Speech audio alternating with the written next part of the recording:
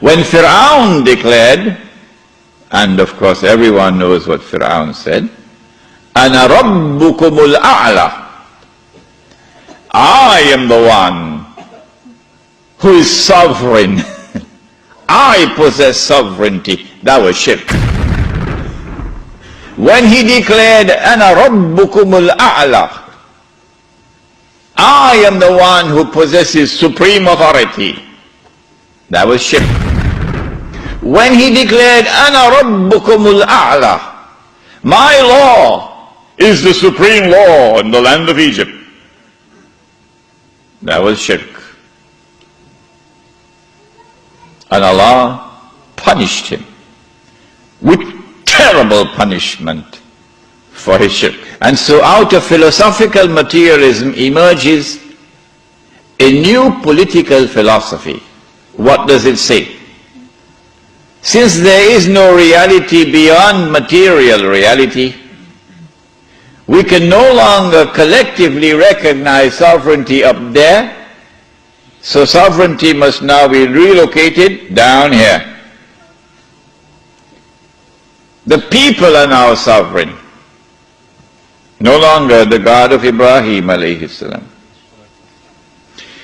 And the people constitute the state, and they locate sovereignty in the state. So the state is now sovereign. Not only is the state sovereign, but the authority of the state is supreme. And it is the state which now makes law. And the law of the state is the highest law, the supreme law. But more than that, the God of Abraham alayhi salam could make something haram. But we, the state, can change that and make it halal, meaning legalize it. And that is what Europe proceeded to do. Everything that Allah had made haram, they made it halal. There's nothing left now. When they declared that sovereignty belonged to them, not to Allah, that was shirk. It was shirk for Fir'aun, it is shirk for them. When they declared that the authority of the state is supreme, that was shirk. When they declared that the law of the secular state is the highest law, that was shirk. And when they declared halal what Allah made haram, meaning when they legalized what Allah made haram, that was shirk.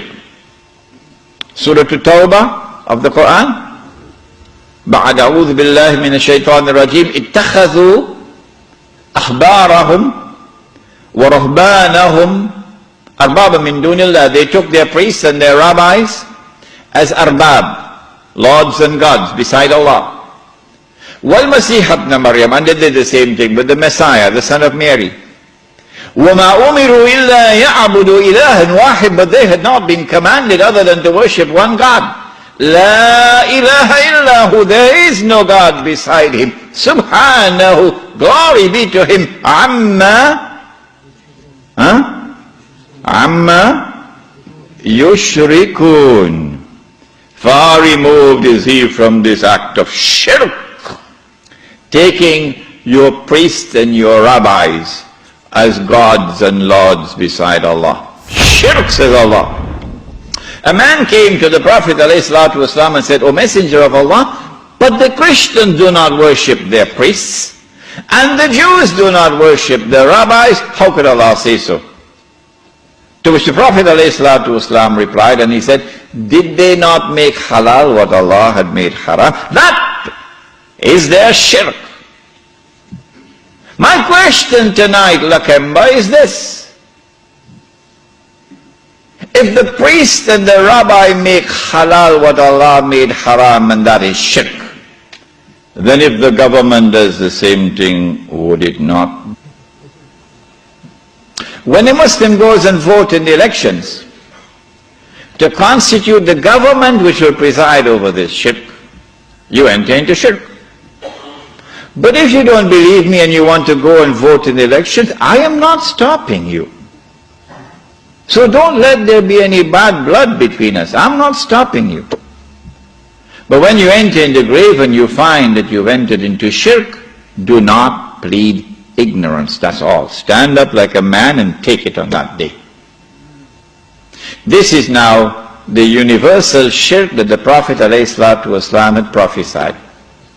He said the time would come when shirk will be everywhere, be so difficult to recognize it. However, as difficult as it would be to recognize a black ant on a black stone on a dark night.